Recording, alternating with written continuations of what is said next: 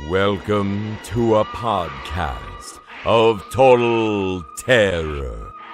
Night of the Nerdy Laser.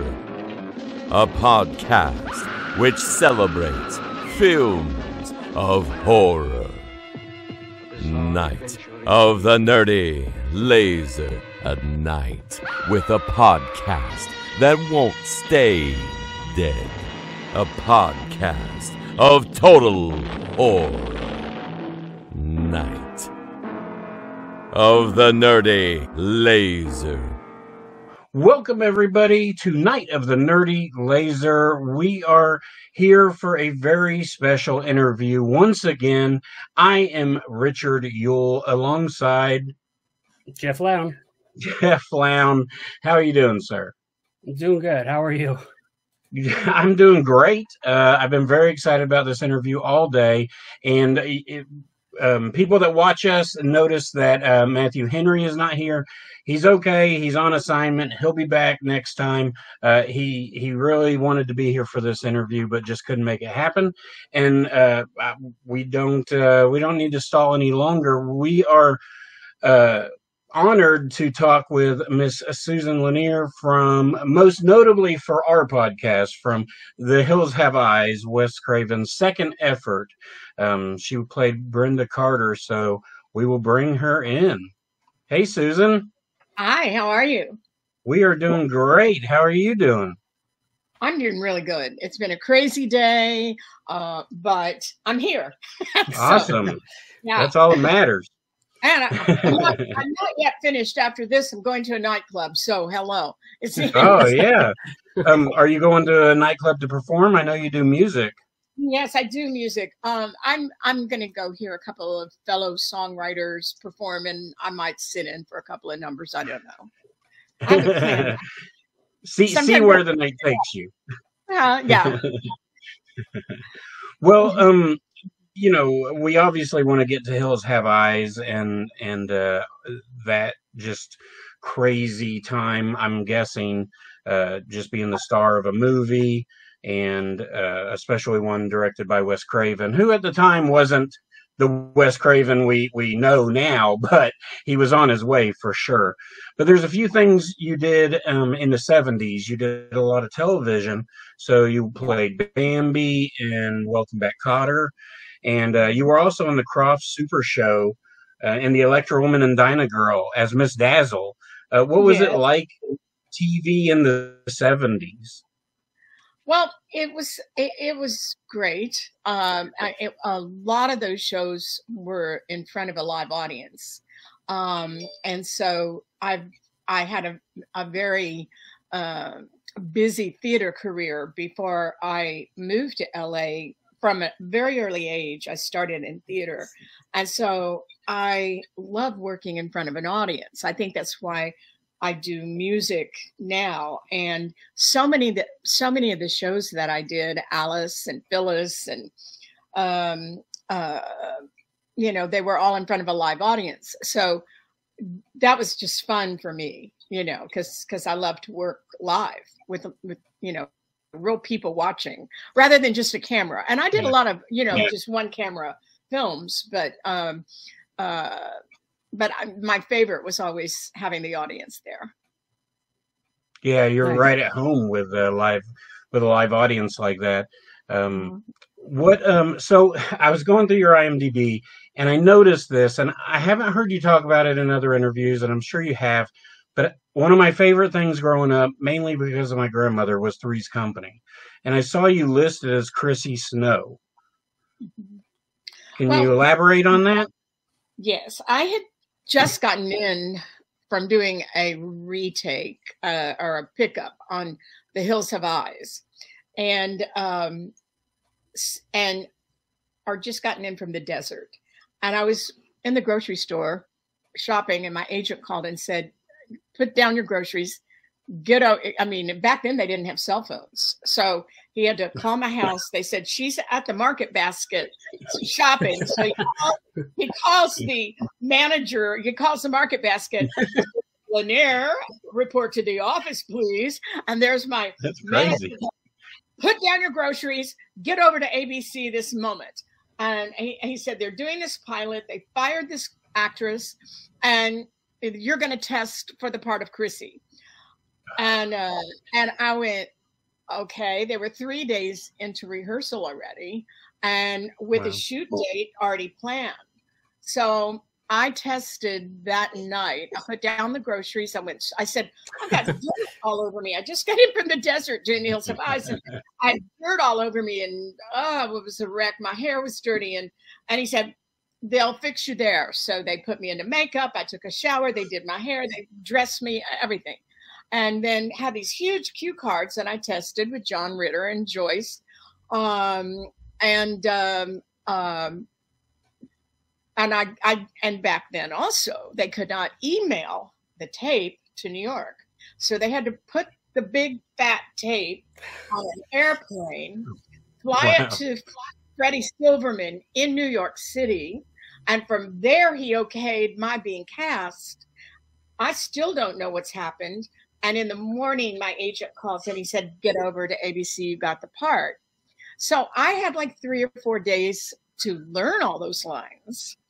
And that episode was about Chrissy's mother coming to visit.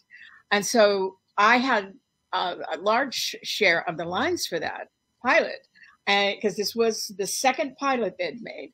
And so my pilot is where ABC picked up the show, but for whatever reasons that be, they recast it with Suzanne Summers. So, you just never know. I think my agent had them over a barrel with the money. And so he had negotiated for us to work that fast and me learn it that fast. I think he negotiated a little high, and I know that other people weren't making that. So the amount that had been negotiated for me, and I already had a following already from a television following, and Joyce and John were just starting off. And so though I was the same age as they were, I had TV credits. I was known, as Bambi on Potter. So there was that going on as well. Well, I appreciate you telling that story. I knew there wasn't a happy ending, but and that's something that's always bugged me, like why I probably could never be an actor or anything, because like a lot of times you just don't know. They don't, especially back then, you didn't get second chances sometimes. And like, it's just such a tough business. It's a really tough business. And I think, I have in the 80s, not only, I've never stopped working totally. I have refocused my attention on music, on photography. And for a short while in the 80s and the 90s, I was teaching some acting. And during COVID, I started doing that again because I was stuck at home, and a couple of people asked me if I would coach them so I could come on Zoom and teach acting on Zoom. And because of that, and the business changing so drastically from even pre-COVID to what it is now in the last 3 or 4 years, I think an integral and very vital part of teaching acting is also to teach the business of acting, not just acting, because there are a lot of great teachers to teach acting, but not a lot of the teachers have been in the business long enough, are on set enough to be able to teach the business actual side of having an acting career. And maybe it's even more important these days than actually being able to act. I don't know. It's all. Yeah, you're probably right. Mm-hmm. I think a lot of the. Go ahead, Jeff. Oh, I was going to say, I kind of feel that way about like sports too. Like, athletes come in and they have, get all this money and like fame right away. But then if something happens, they don't know how to deal with any of the other stuff just because they just, they play the sport. But the business side of, you know, acting and Hollywood, and that is, I couldn't even imagine getting into that. Like, I don't know. I think the interesting thing that a lot of people don't realize, I think a lot of audience don't realize this, is that it's not just actors who age out.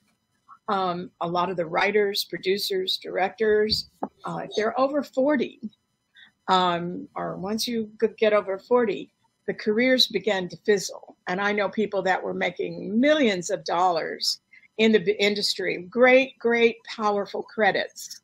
And once they turned 40, it was, and it's the ageism in Hollywood still exists. But what's really cool about now, for me, is this: I'm just old, right? So, I mean, you know, I'm going to play old because I am just old, and so it's kind of cool in a way because somebody's got to have a grandmother or an older mother or whatever it is, that, you know, an old drunk on the bar stool, you know. So, you know, you know, the actors actually have a better shot at it after they get some age under their belt, just because, you know, in life there are some older people around. But the crew and some of the producer, directors, writers, I know big writers that after 40, it was over. So that's really still a large part of the business. Max Schulman, who created Dobie Gillis, and was one of the greatest writers, one of the greatest comedy writers ever. You know, around 40, he just aged out. I mean, he might have gotten a project here and there. He was brilliant, a brilliant mind, a brilliant comic, brilliant with writing, and 40 done. You know, Dobie Gillis is one of my, I'm young, but Dobie Gillis is one of my favorite things ever, because when I was little, I had a TV in my bedroom, and TV Land this would have been the 80s, was showing Dobie Gillis and Donna Reed and Patty Duke. And so I fell in love with Dobie Gillis. And it's sad that a lot of people don't really know Dobie Gillis, but I love that show so much. It was a great show. Yeah. And he created a lot of other shows. He was a wonderful writer. And so I know he ended up his life being kind of sad, you know, that he had been pushed to pasture. So Hollywood can be really, really cruel. It can be cruel. Yeah. And if you don't have your own self together, your own thing, you know, I audition for a lot of parts I don't get. I audition for a lot of parts I do get, but I audition for a lot of parts I don't get. And once I've auditioned and sent it in, I don't even think about it. It's gone. It's out of my power. I either get it or I don't. I go to the piano and I write a song, or I go write on my book, or I walk the dog, or I have a real life that I keep exciting. And so that, you know, if I don't get something that I really wanted, well then, you know, F it. You know what I mean? It was like, I'll just go do something else. So that's a cool thing about the internet too, is, you know, there's always something to learn or hang out and do, you know. There's no, yeah, I mean, I'm a big fan of Joe Bob, as is Jeff, you know, Joe Bob Briggs. And I saw a thing the other day, I don't know how old it was, but he was like, you want to make a movie? Write a script. He said it's easy. It's the easiest, you know, time to do it. You know, everybody has a video camera. Write a script, make a movie, do it. I mean, if it's good, it's good. If it's not, it's not. That's right. That's right. And I love that part of the difference between working in the 70s and 80s, before all of this technology was accessible.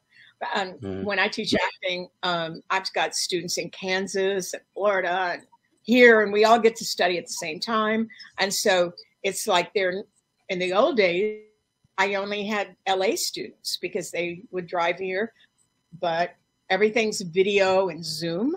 And so it's really important to, you know, it opens up the whole world, actually. Yeah. I feel like we take advantage of email. Email is so important with you can just get an instant response from email. Whereas you said, you have to ship back in the day, ship a big old videotape overnight on an airplane. And, so yeah, there's definitely cool parts. Before we get to Hills, Jeff had mentioned a movie that you were in with a director that we're familiar with. So I wanted Jeff to ask you about that. Yeah, so it was Area 51, directed by Oren Peli, if I believe that's how you say his name. How was that experience and working on that? Well, I love him. He's just a great man. He's a great guy. He had been coming off the success of Paranormal Activity. Yeah. And his next vision was Area 51, which I just love that idea. I love the way he works, which is that there's not an actual solid script. So when I went in the audition, I'll never forget it. There was the casting director and somebody else, and then he was there, but I wasn't introduced to him. Or maybe I was, because he was down here, like here in a computer, and hiding behind the computer screen. And I was like, I wonder who that is behind the computer. And so anyway, it turns out it was Oren Peli, and he sets up the scene. Okay, your daughter's been kidnapped, and let me see you react. I mean, let me do a scene about that. And so there were no lines, and he just said, go for it. And so one of the things I teach is how to keep a scene perpetuated in a film improv rather than a stage comedy ground, like Saturday Night Live. I'm not talking about that kind of improvisation. I'm talking about dramatic improvisation where you have to keep the scene going until you hear cut. And so there are tools for that. Thank God I knew them. And when I just finished, I think he said, well, you got it. And like that. And I went, I did. That very rarely happens, by the way.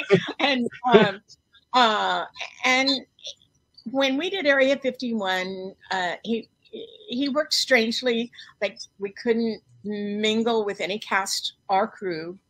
Even in the green room, we weren't allowed to talk with other cast members. He wanted it really organic. And I kind of liked that concept.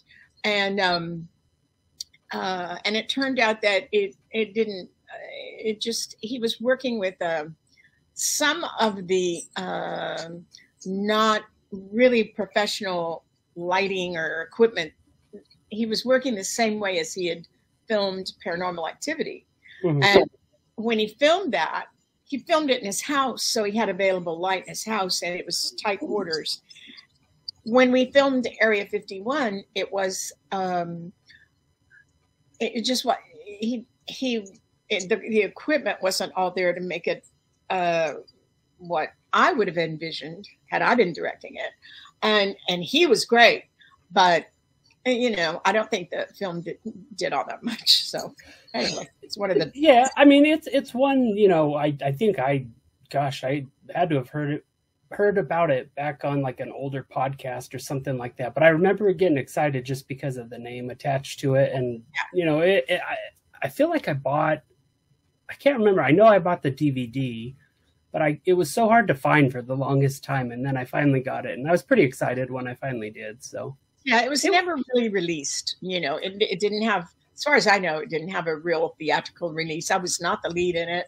I just played, a girl named Jennifer's mother, and my daughter gets kidnapped, and she has a daughter, and I'm feeding the baby or whatever, and I don't even know if it made it in or not, but I did it, and so the idea of what you could do with that though is pretty phenomenal, and I think people have done that, and I never even saw it really. So sorry. Well, so last week we had Mark Scheffler on, who played Junior in Last House on the Left. That was Wes Craven's directorial debut. And he follows that up 5 years later with The Hills Have Eyes. And you, you know, we've discussed in the 70s, you were mainly like sitcoms and that, and this is not a sitcom. It's a real gritty horror movie. But did you have any apprehension on taking the role once you got it, or were you just all in? I had no apprehension. My agent had a fit that I was going to do a horror movie, because back then there was a stigma about doing horror movies, and it's sort of he was a very serious New York theater background agent, Martin Gage Group, very great agency. And he just thought, because I was on such a ride, guest starring on so many really worthy, good shows, that he did not want me to do a low budget movie, and particularly a low budget horror movie. But frankly, I was sort of frustrated with staying in this sitcom box, and I really wanted to be in a movie. I'd done a couple of films in New York, but I wanted to do, and he offered me the lead, you know, starring Susan Lanier, Brenda, and I went, I'm doing it. And it wasn't, you know, it wasn't a big budget, but I just went, I want to do this movie. And I had met with Wes Craven and Peter Locke, his partner, and I really, Wes was such a gentle soul, and to have written such gore, but he was just a gentle soul that was sweet and fun to be around. And God, I have no regrets about doing that movie, because I think sitcoms can become forgotten, you know, after a while. Like, not a lot of people know Dobie Gillis, right? But That's The Hills Have Eyes, I think The Hills Have Eyes will be a cult classic for maybe ever, forever, whatever ever is, or for a long time. And after I'm gone, you know, The Hills Have Eyes will still be The Hills Have Eyes. It was accepted into the Museum of Modern Art in New York on permanent collection as the best terror classic ever made. Oh, wow. So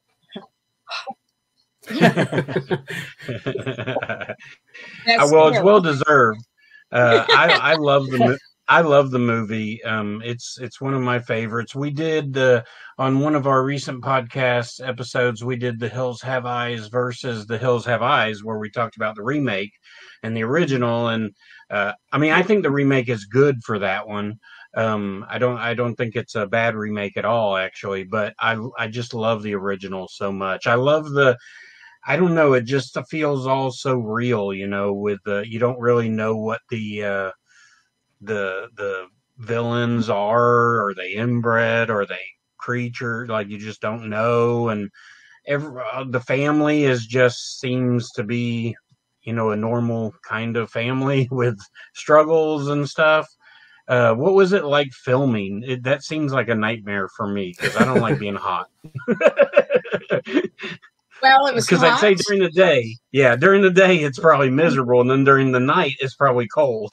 Really cold, and like Brenda said, French fries were all going to be, you know, frozen French fries or whatever. You know, I mean, it was like, it was hot in the daytime, and it was cold at night.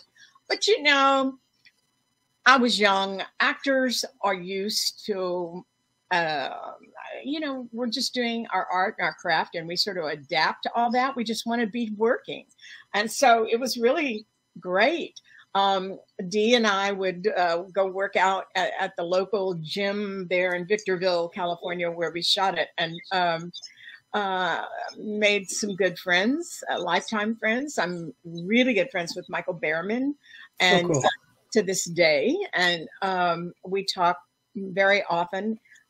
Particularly when he was living in LA, he recently moved away to, he lives in the Northeast now, but he did live right around the corner, so we would do holidays together and, do everything together. But even as, he's in my music video, Watch What You Ask For, You Just Might Get It. And he and Lewis, who's a wonderful actress, and I've done a lot of horror with her. Brooke Lewis and Michael Behrman and I are on YouTube on Watch What You Ask For, You Just Might Get It. One of my songs I wrote. So, we're just pals. So many great things came out of doing The Hills Have Eyes, and I have no regrets about that. I don't think it helped or hurt. I don't think it helped my career, and it might have helped my career, but it didn't hurt my career. I mean, whatever that was going to be is going to be. Yeah, you had mentioned that. Back then there was the stigma of working in horror, according to some people.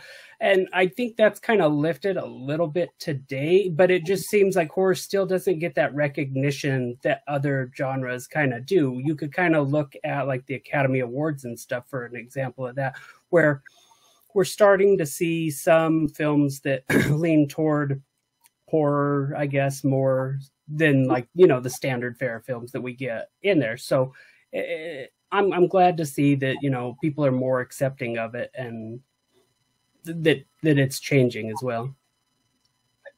Personally, I don't watch it. So I do it all the time.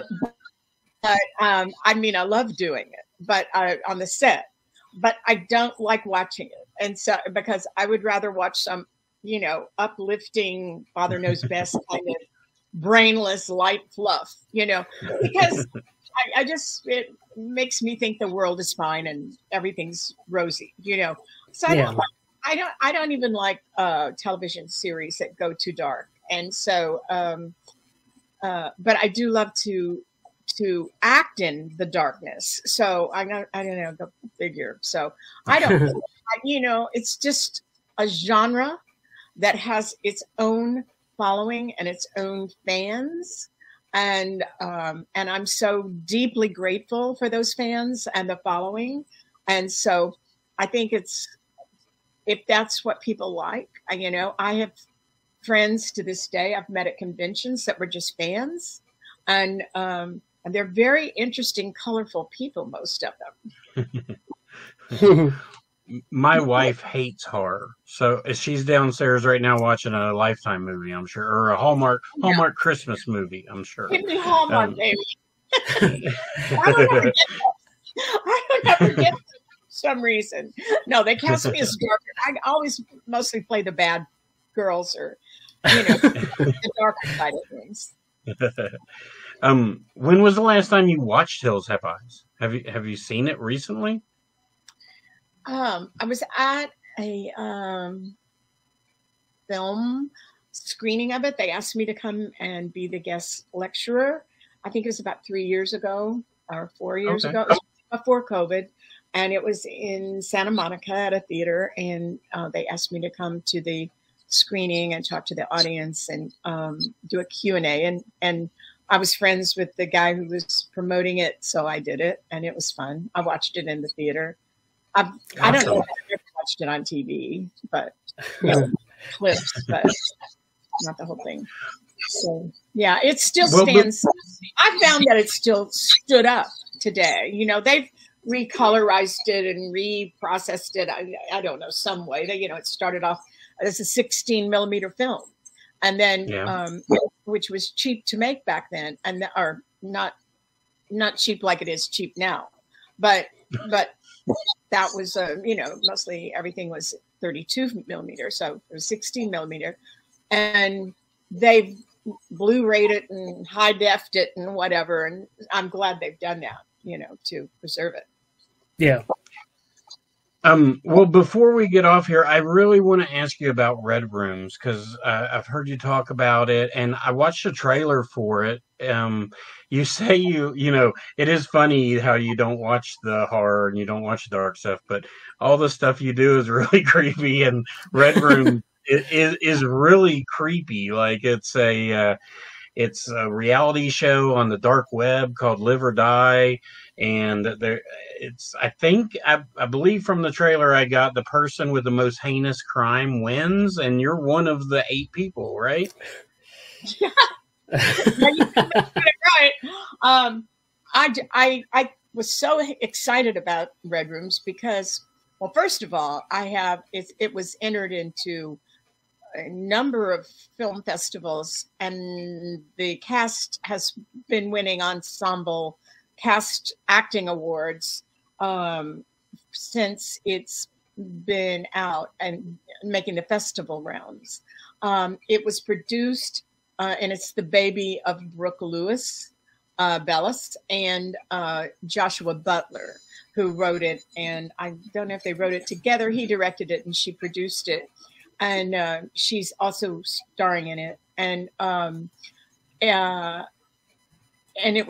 she's so creative. And she said, what can we do during COVID? Because we can't meet up. This was really during that lockdown.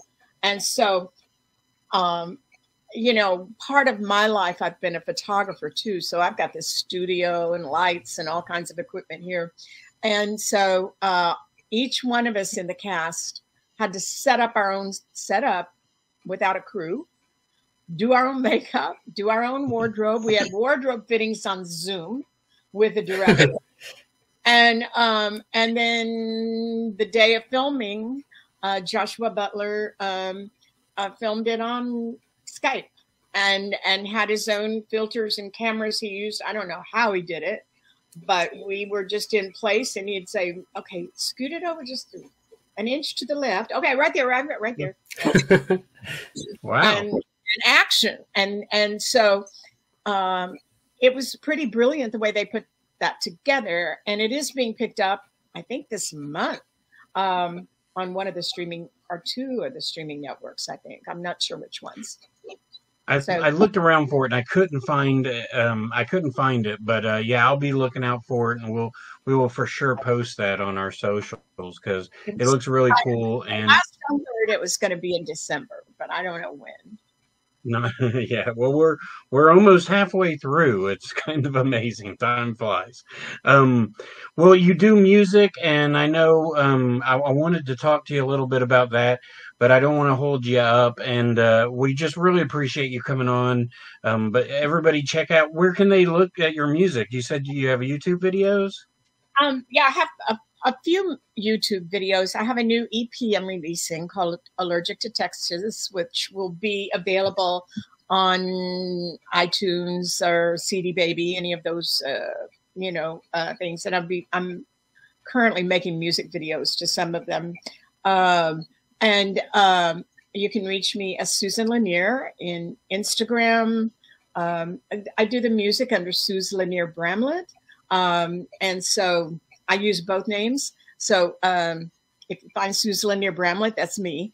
And I also have an Instagram account and Twitter account and Facebook, of course. And one of the songs on the new EP is entitled Facebook, and it's pretty funny. So that's awesome. Well, I'm definitely going to look out for that. And again, we just want to thank you, Susan, for coming on and taking time out of your schedule and talking to us. We're big fans of your work, and Hills Have Eyes is important to us as fans, and you certainly had a huge role in that, and your career is awe-inspiring. So thank you. Thank you. It's my pleasure. So thank you for having me. All right, everybody out there, and especially you two. Yes, absolutely. It is becoming Christmas time, so it's that. It's although it's 80 here today, or it's 65, and it feels like 80, and it's rained for like 5 days here in Tennessee. It's freezing in LA. It's freezing. All right. Well, Susan, thank you very much. And anytime you want to come back and talk about anything, we would love to have you. And until next time, everybody, Jeff, what should they do? Keep it bloody. Because somebody has to. Bye. Thank you, Susan. Thank you. Bye.